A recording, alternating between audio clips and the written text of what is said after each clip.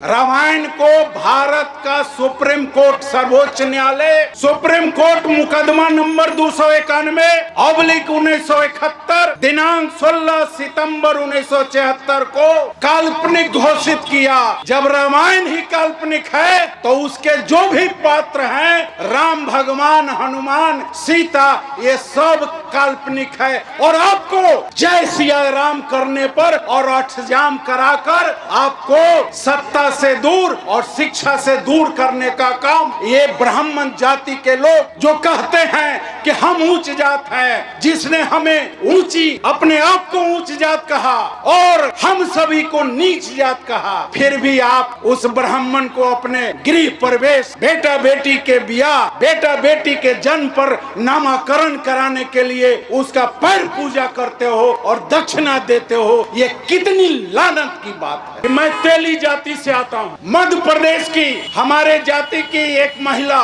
उनको लगा कि कथावाचक करने से, कथा वाचन करने से लाखों लाख कमाई होती है। यामिनी साहू, यूट्यूब पर आप लोग देखा होगा कि यामिनी साहू जब कथा वाचन 2022 में कहना शुरू किए तो यही ब्राह्मणों के चारों धाम के पीठाधीश ने उसके घर पर चढ़ कर गाली बकने का काम किया। फिर हम हिंदू हैं कहाँ? जय भीम का नाम सुनावे, देवी देवता निकट नहीं आवे। जय भीम, जय संविधान, जय भीम ज्ञान गुण सागर, संविधान लिख कर किया उजागर, बौद्ध दूत अतुलित बलधामा, समता न्याय करे ते ही कामा। जय भीम का नाम सुनावे, देवी देवता निकट नहीं आवे।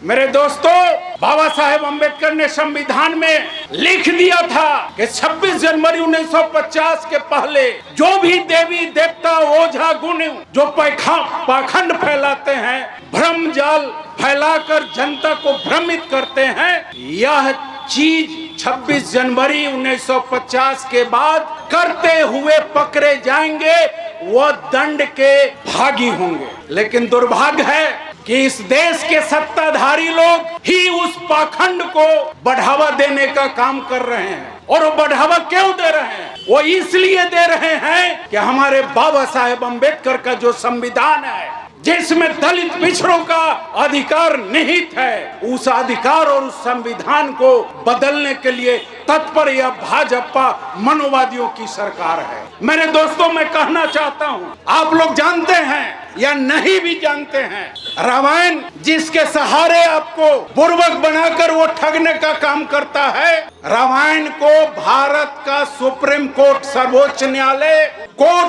सुप्रीम कोर्ट मुकदमा नंबर 291/1971 दिनांक 16 सितंबर 1976 को काल्पनिक घोषित किया। जब रामायण ही काल्पनिक है तो उसके जो भी पात्र हैं, राम भगवान, हनुमान, सीता, ये सब काल्पनिक है। और आपको जय सिया राम करने पर और अठजाम कराकर आपको सत्ता से दूर और शिक्षा से दूर करने का काम ये ब्राह्मण जाति के लोग जो कहते हैं कि हम उच्च जात हैं, जिसने हमें ऊंची अपने आप को उच्च जात कहा और हम सभी को नीच जात कहा, फिर भी आप उस ब्राह्मण को अपने गृह प्रवेश, बेटा बेटी के ब्याह, बेटा बेटी के जन्म पर नामकरण कराने के लिए उसका पैर पूजा करते हो और दक्षिणा देते हो। ये कितनी लानत की बात है। हम लोग बहुत दिनों से आप सबों के बीच जगाने का काम कर रहे हैं। हमारी माताएं अंबेडकर चालीसा नहीं कराएगी, सिर्फ चालीसा कहवाएगी। और मैं पूछना चाहता हूं यहाँ जो लोग बैठे हुए हैं कि आपने जो भी जाग अष्टयाम या पूजा किया, रुद्राभिषेक किया, क्या उससे कुछ प्राप्ति मिली? अगर मिली तो मैं चुनौती देता हूं, वो प्राप्ति आपका नहीं। अगर आपका बच्चा बीडीओ, सीओ, इंजीनियर, डॉक्टर हुआ है तो वो बच्चे का मेहनत है, पढ़ाई के प्रति, आपके पूजा पाठ के प्रति नहीं। मुझे आश्चर्य होता है कि जब मेरे बच्चे पढ़कर IAS, IPS, डॉक्टर, इंजीनियर और बीडीओ बनते हैं तो हमारे उन बच्चे के माता पिता अष्टयाम और पूजा पाठ और हरिहर नाथ जाकर मंदिर का पूजा करते हैं, लेकिन अपने माता पिता का पूजा नहीं करते हैं। जिसके संस्कार से वह बच्चा मेहनत करके वीडियो, सीओ, इंजीनियर और डॉक्टर बनने का काम किया। मैं रमन आजाद साहब को धन्यवाद देता हूं कि आपने हमारे पूर्वज अंबेडकर साहब की मूर्ति को स्थापित करके हमारे जो युवा साथी भटके हुए हैं उनको आंख खोलने का आप काम किए। आपका मैं इसलिए आभार व्यक्त करता हूं, धन्यवाद देता हूं। आप कहते हो कि ये कथावाचक अयोध्या का अंधा, जो अनहरा कथावाचक भद्राचार है, उसने क्या कहा आप लोग भी सुने होंगे। कथावाचक में मरे मुलायम काशी राम, जोर से बोलो जय सिया राम। किसके विषय में बोला?